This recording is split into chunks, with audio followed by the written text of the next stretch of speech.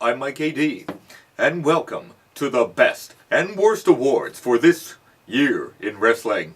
What we adoringly call the Burning Hammer Awards. Worst authority figure. This is a no contest. It is without a doubt Baron Corbin. Between his ridiculous abuse of authority, his sucking up to the McMahons at every possible contingency, every time he appears on your screen, and sometimes it was 12 times a night, it was unwelcome and cringeworthy. A far second was everyone's favorite member of the royal family, Stephanie McMahon, who interjects herself into every historic moment to take credit for women's wrestling, to make huge announcements, to switch back and forth between face and heel at will, and expects the audience to follow suit, and other times to completely demasculate everyone and try to impersonate her father. Her cheap heat, demeaning of the audience, and her lack of humility in the face of her unwavering power make her one of the most hated authority figures on WWE TV.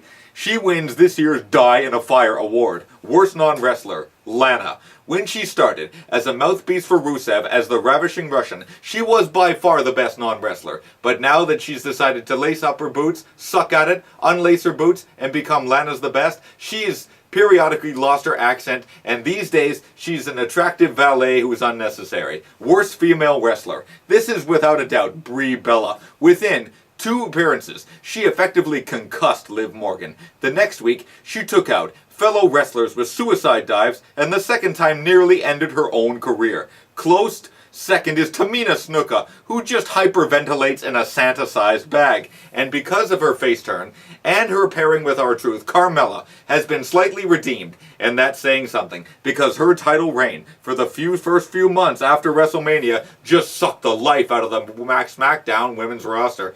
Worst male wrestler, No Way Jose. He starts a conga line, and he's gonna run that conga line all the way to the unemployment line. Have no idea why they brought him up, and if he was going to be used in such backstage segments and crush matches, what a waste.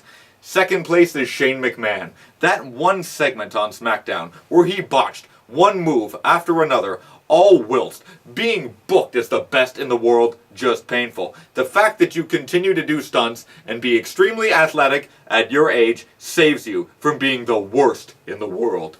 Worst cruiserweight. All these guys work hard, but Mike Kanellis, without this gimmick, you're out of here. Haven't enjoyed this second run at all. Worst tag team is definitely the B team. A ragtag pairing of 2 guys, one who's been with the company for years. Out of the blue, they learn how to out-wrestle the whole roster. Just brutal. Horrible entrance music too. Just a big mistake to put the straps on these guys, just exposing the entire division as substandard. Worst commentator, Byron Saxton. What a superfluous third wheel on SmackDown. In an age where you just have to have a 3-person commentary booth, Saxton is the least distinctive of the lot. Worst entrance music, the B team, my ears, delete. Worst entrance, the Riot Squad, lame, change it, not intimidated. Worst on promos, Sasha Banks. Everybody on this roster, regardless of gender, has to convince me that they are who they say they are, and she doesn't do it. Second goes to Noam Dar. Not even a teleprompter can save this guy. Brutal. Charismatic Vacuum Award. TJP. He's horrible in every way. Great wrestler, but exudes nothing. Worst gimmick, Bobby Lashley, the narcissist.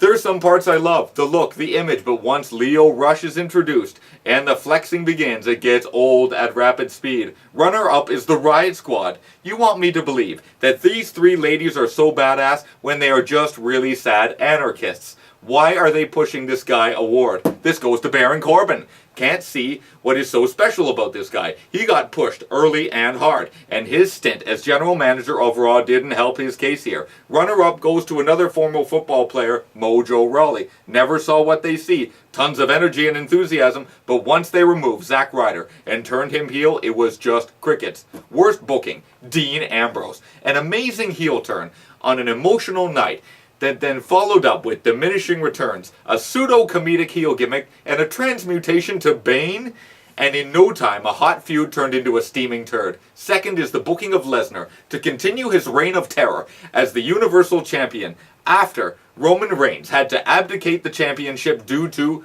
cancer diagnosis. On to the Dolph Ziggler Award for inconsistent booking, Samoa Joe. 1 minute a monster in the ring on the mic, taping out top baby faces, next moment losing. A guy that should have been champion, been so close, so many times, and when it happens nobody will believe it. Not letting him go over will hurt his stock. Second place is Finn Balor. One moment he's the darling, next minute being bullied and beaten. Since he vacated the Universal title, he's been in limbo. The Virgil Cock Gag Award. The guy just forced down the throat of the fans, regardless of the fact that they despise him. This year, actually, it's year after year for the past 3 years. It's Roman Reigns. WrestleMania after WrestleMania, year after year, week by week, forced into the rectum of the fans as the company's golden boy with rapid thrusts of contempt. Runner-up is Baron Corbin, who was in segment after segment for nearly half a year. The Deja Vu Award, that feeling like we've seen this match before. This year it goes to Bayley, Sasha Banks, and the Riot Squad. Just a nauseating trip down repetition lane for an entire year. Worst feud, Rusev versus Aiden English. I have the video evidence that I fucked your wife. Just horrible. Most overrated. This has to be Bobby Roode. A hell of an entrance. Lots of physical charisma. But once the bell rings, it doesn't connect. Worst NXT call-up. They called up a few this year. But the one that resonates with disharmonious sound is No Way Jose. Underutilized. Waste of a guy who could have stayed where he was. Instead, he arrives only to be stuck doing the conga line next to catering. Man, this guy is piling up the hardware. Worst heel turn, Braun Strowman. This guy spent the previous 6 months hot as molten lead. But heading into WrestleMania season, lost his top spot because of the never-ending Roman Reigns push. So he was relegated to tagging with a child and won the Raw Tag Team titles. After Mania, he wins the Rumble in Saudi Arabia. He's gaining traction. And then he just turns on the Shield and joins Drew McIntyre and Dolph Ziggler because they want to push the Shield. Just pointless, and it destroyed the momentum again of a guy who the fans want to cheer. It may be too late, because they should have struck while the iron was hot. Worst face turn, The Big Show, who came to the ring for no reason and cold-cocked Kofi Kingston, turning heel and allowing the Bar to capture the tag titles. He then turns face, inexplicably, for no reason less than a month later. But if you know the history of The Big Show, his career is replete with nonsensical flip-flopping of allegiances. Shittiest title switch. Wow, how do I make clones of this award? So many bogus title switches in 1 year. One of the worst was Lesnar title win in Saudi Arabia, where Baron Corbin screws Braun Strowman out of the title. Just a horrible booking decision. A close second goes to Shinsuke Nakamura, low-blowing Jeff before the bell and defeating him in a major pay-per-view in 23 seconds. Deflating. And to top it all off, this show wasn't very good. It left a sour taste. Worst NXT pay-per-view? Are you kidding me? Fuck it. Next award. Worst WWE pay-per-view. Crown Jewel. There have been a multitude of candidates due to the plethora of network specials this year, but nothing stroked the ire of the WWE fan like this one, with its tournament to crown Shane McMahon as the best in the world, a screw-job finish for the Universal Championship, and a main event featuring a total age of 126 years old that didn't deliver. And given the controversy surrounding this show, it just sucked big time. Worst match of the year. Turn on the TV any week, there's something in the Raw women's mid-card that blows monkey ass. Too much to pick from. On to the best of.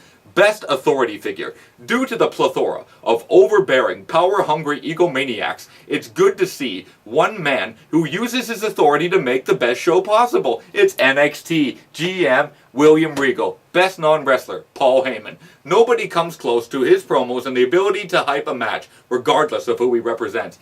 Best female wrestler. This year, Becky Lynch.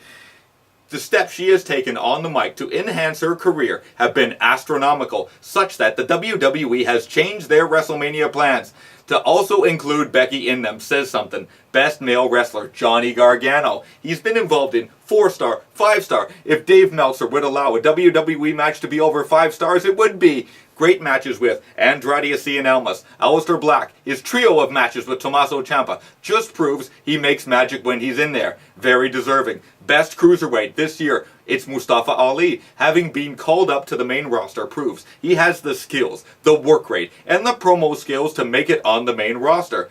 Best tag team is The Undisputed Era, Roderick Strong and Kyle O'Reilly. Not even close. The main roster tag division is a joke. Most improved has been Mandy Rose. She was so green, and now her promo work is pretty awesome. Her in-ring has improved greatly, plus she looks great. Best commentator, Mauro Ranallo. Just the best play-by-play guy they have. Nobody else is even close. His enthusiasm, his knowledge, he's in a league of his own. Best physique. Without a doubt, EC3 has a chiseled physique most men would be envious of. Second is Bobby Lashley, who looks like a Greek god, and third goes to Tony Nese. Wow, count those abs. All of these guys work hard in the gym. Best entrance music. Bobby Roode's Glorious Domination.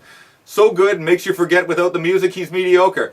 Best entrance, Aleister Black. He levitates out of the stage like Nosferatu. He's the new Undertaker. Best on promos, Samoa Joe. Just a cold, diabolical emanation from the mouth of madness. He is the best right now. In an age of scripted promos, this guy's the cream of the crop.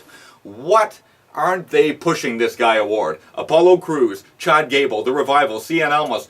Why call up anybody with potential when you know they're going to be wasted? This award goes to the collective NXT talent, used and abused for the calendar year. Best charisma, Aleister Black. When this guy walks into the ring or appears on camera, there's a tangible measure of menace, a feeling of superstar. Second is Velveteen Dream. What a phenomenon this guy's going to be. Best gimmick, Daniel Bryan. He plays a psychotic, virtue-signaling environmentalist with finesse. What a contrast from October where he was a stale babyface. Best booking, Gargano vs. Ciampa, a slow burn, a turn, and then a series of matches that just elevated both guys. When this culminates, the tears will flow. Best feud, Johnny Gargano vs. Tommaso Ciampa, and it's still going on. The definition of epic with epic brutal matches. Second is Becky Lynch and Charlotte Flair, one of the reasons people watch SmackDown. Amazing feud. Most underrated. This guy wins all the time. Shelton Benjamin. He has the size to be a top-end guy. Plus the in-ring to be a supporting player. Just underutilized and underappreciated. Second is Hideo Itami. What a smug heel with great in-ring. Spectacular. Best NXT call-up. This year has to be Drew McIntyre. From the moment he came up to the main roster, this guy made an immediate impact. He's won tag gold, he shared the ring with the top-end guys, and held his own. His promos are great, he looks like $1 million, and with the exception of a few weeks has been booked like Teflon. Best heel turn, Dean Ambrose. Nothing made such a lasting, indelible impression as watching Dean Ambrose turn on Seth Rollins after they just won the tag titles. The same night, mind you, that Roman laid down the Universal Championship to undergo cancer treatment. Just epic. Evil, insane. Nothing else is even close. Second goes to Daniel Bryan, who turned his back on his moral center and stole the WWE title from AJ Styles, transforming himself into a psychotic environmentalist.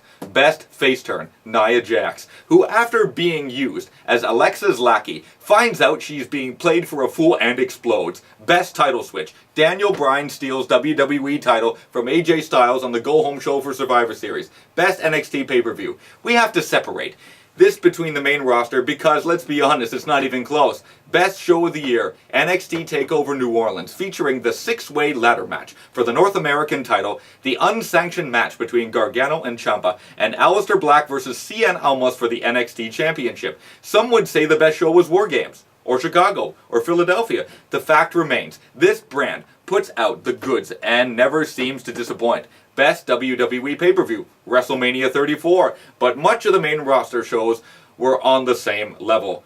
Not a lot of standout matches, just a lot of network specials. Survivor Series is a close second, or some would say it's probably the best, with the match quality. But, because the build was a mere 2 weeks, really suffered. Match of the year. So many good matches here, but a bulk of them came from NXT or the Mae Young Classic.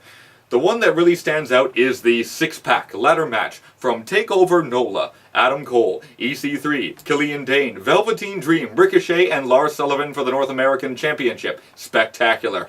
That's it for this year's Burning Hammer Awards. Don't like the language? Getting tired of apologizing. Don't like the content? I didn't create it. Although there seems to be way too much of it for one man to fashion a list such as this. Don't like the selections? Fuck you. It's called opinion. I'm allowed to have one unless it defies the prevailing left-wing zeitgeist. Just remember, I don't claim to be an expert. I'm only a fan. a lowly security guard. I just observe and report. Until next week, I'm Mike AD, and this has been the night of the Squared Circle Podcast Extra, the Year-End Awards. Damn glad I didn't have to fabricate these awards. I'd have to go to a dollar store and buy 50 hammers and set fire to them and mount them. Can't afford to fix my muffler. Fucking YouTube. Fine, I'll take an endorsement on hammers.